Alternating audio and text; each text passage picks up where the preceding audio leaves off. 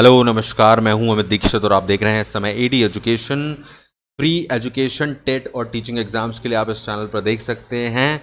तो आप ज़रूर चैनल पर सारे कंटेंट को देखें और लाभ लें। इसके अलावा आज के लेक्चर में हम बात करने वाले हैं ख़ास तौर पर डिसेबिलिटीज़ के बारे में, लर्निंग डिसेबिलिटीज़ के बारे में बात करेंगे, अधिगम आवश्यकता के बारे में, इसके अलावा कुछ इससे जुड़े हुए पक्षों के बारे में। तो आइए स्टार्ट करते हैं।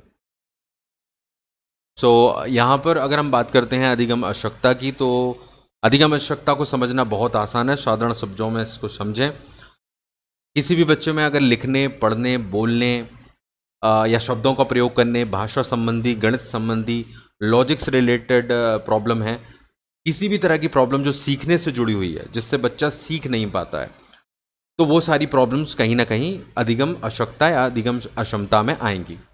बहुत सिंपल लैंग्वेज में इसको अगर समझें तो सीखने से संबंधित कोई भी समस्या अधिगम अक्षमता या आवश्यकता पैदा कर सकती है। और ये सीरियस लेवल पर होती है, ऐसा नहीं कि थोड़ा बहुत परेशानी है। ये उस लेवल पर हो जाती है जहाँ पर बच्चे को बहुत ज़्यादा दिक्कत आती है। अब इसी में कुछ कैटेगरी दी गई है अधिगम अक्षमता में। आप देखेंगे यहाँ पर मौखिक रूप से सीखने में कुछ परेशानियाँ जो होती हैं भाषा से संबंधित, उससे रिलेटेड बीमारियों के बारे में बताया गया है। अफेजिया है, डिस्फेजिया है। पढ़ने से संबंधित एलेक्सिया, डिसलेक्सिया को बताया गया है। लिखने से संबंधित जो है वो ग्राफिया, पैरेक्सिया, डिसग्राफिया।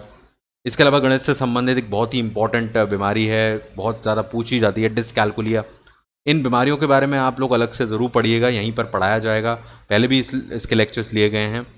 अच्छे से समझ के जाइएगा ताकि इससे रिलेटेड हर क्वेश्चन को आप समझ सकें। ओके, और कुछ खास चीज़ों के बारे में बात कर लेते हैं। यहाँ पर अधिगम आवश्यकता में यहाँ पर आपको ये समझना ज़रूरी है कुछ इसके कारण खास तौर पर होते हैं, जैसे कि अनुवांशिक कारण। अनुवांशिक कारणों में क्या होता है कि जन्म से, मतलब कहीं ना कहीं हेरिडिटी से, सॉरी, आपके परिवार में कुछ ऐसी चीज़ें चली आ रही हैं, माँ बाप से कुछ बच्चों को ऐसी ड्राइव्ड हो जाती हैं जिससे उनमें वो डिसेबिलिटी बनी रहती हैं। ठीक है ना, माँ बाप में कोई प्रॉब्लम थी, बच्चे में वो प्रॉब्लम आ जाती है और वो एक अनुवांशिक रूप में उसको मिलती है, जिससे कि उसको सीखने में कोई परेशानी होती है। ठीक है, इसके अलावा है प्रेगनेंसी के दौरान या जन्म के दौरान अगर कोई ऐसी घटना हो गई या कोई ऐसी कॉम्प्लिकेशंस पैदा हो गई जिसकी वजह से उसको असर पड़ गया बच्चे के दिमाग पर और वो कहीं ना कहीं उसमें वो आवश्यकता आ गई, वो अक्षमता आ गई, वो डिसेबिलिटी आ गई जो उसको सीखने में परेशानी पैदा करती है। इसके अलावा है जन्म से जुड़ी के बाद अगर हम बात करें, कोई चोट लग गई, किसी तरह की ऐसी सिचुएशन हो गई, कुछ उसने ऐसा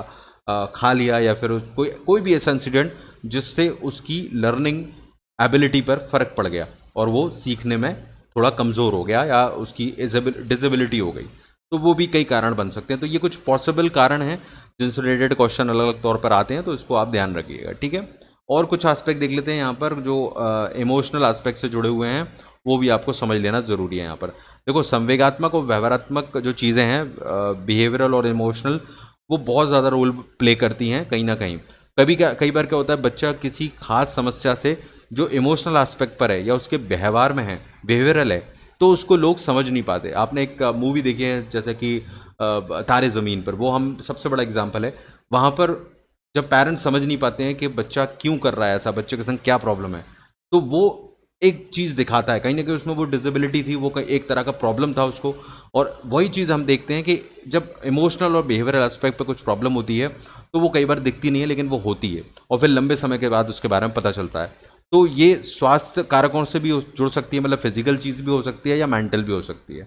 इसके अलावा मान लीजिए कि स्कूल में बच्चों के साथ कुछ अच्छा माहौल नहीं मिल रहा है, या जो स्टूडेंट या टीचर का बिहेवियर ठीक नहीं है, वो बच्चे पर कई बार इमोशनल और बिहेवियरल तौर पर प्रभाव डालता है। और कई बार बच्चा यूं ही किसी भी परिस्थितियों में अजीब सा व्यवहार करने लगता है, क्योंकि वो किसी सिचुएशन को अलग से ले रहा होता है, जबकि हमारे लिए वो नॉर्मल है लेकिन उसके लिए अब नॉर्मल होती है। और ऐसी कंडीशन में क्या होता है, उन स्थितियों में वो उसका जो सीखना है वही सबसे ज़्यादा प्रभावित होता है। अगर आपने देखा होगा कि बच्चे स्कूल में जब बच्चे मजाक उड़ाते हैं किसी बच्चे का या कोई इस तरह से परेशानी होती है, वो कुछ कहता नहीं है लेकिन उसकी सीखने पर इसका प्रभाव पड़ने लगता है। तो ऐसे कई एस्पेक्ट हो सकते हैं।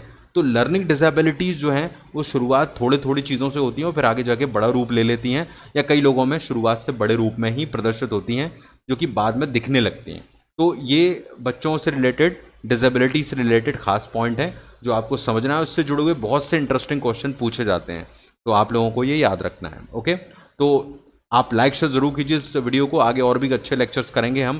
फ्री एजुकेशन को प्रमोट कीजिए, फ्री में आपको अच्छा खासे लेक्चर देखने मिल रहे हैं, आप आराम से तैयारी कर सकते हैं। ओके, तो like share this video and अगर आपने अभी तक चैनल को सब्सक्राइब नहीं किया है तो चैनल को सब्सक्राइब करके बिना मत जाइएगा और चैनल पर बेल बटन को जरूर दबाइए आगे के लेक्चर्स के नोटिफिकेशन के लिए।